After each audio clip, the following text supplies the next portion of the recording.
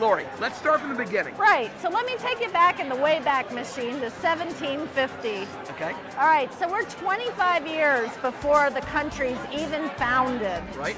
And we've got George Washington, Martha Washington, and Ben Franklin, and they are all eating chocolate. Documented. Documented. Right. So how did that happen? So what's happening is cocoa pods actually originated in the Amazon River Basin. Okay. So this is an actual cocoa pod from the Dominican Republic. And what's happening is these pods are being harvested in Mexico and the Caribbean as cash crops for the colonies. So what's happening is they're opening these pods up, they're scooping out the beans.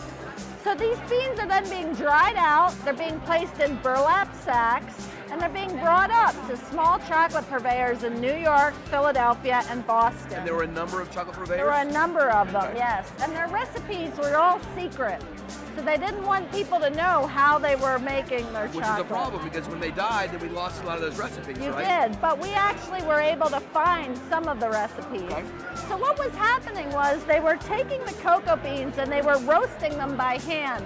So just like you roast foods today Right. in your kitchen, we would roast the beans by hand over an open fire, and you can actually take the shell off.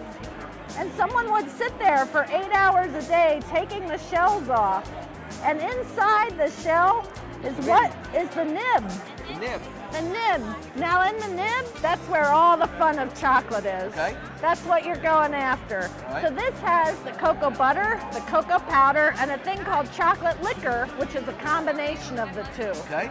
So what they would do is take this nib and grind it down in a mortar and pestle to get the particle size down lower. And grind it down.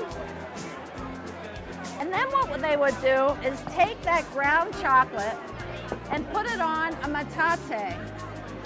And they would take that. This is a metate. That's a So metate. it's a volcanic stone. It's a volcanic stone, and it's heated from the bottom. And they would grind the chocolate Just like that. just like that. Now what's happening is you can see that it looks liquidy. There is no liquid on that. That is all cocoa butter. So what's happening is the cocoa butter is being released and the chocolate is coming out, and you can smell the Oh chocolate. my God, it is a powerful smell of chocolate. I mean, it is real chocolate. Yes, smell. this is the whole chocolate beans. Now, they would grind this up, and it would take about 8 hours to make 3 pounds of Oh my chocolate. God. Tell me what American Heritage does with the bar that y'all make. What we do is we go around to historic sites within the United States, Colonial Williamsburg, Mount Vernon, Monticello, and we want to tell people about the history of chocolate in America, that it's been a part of our culture and a part of our heritage.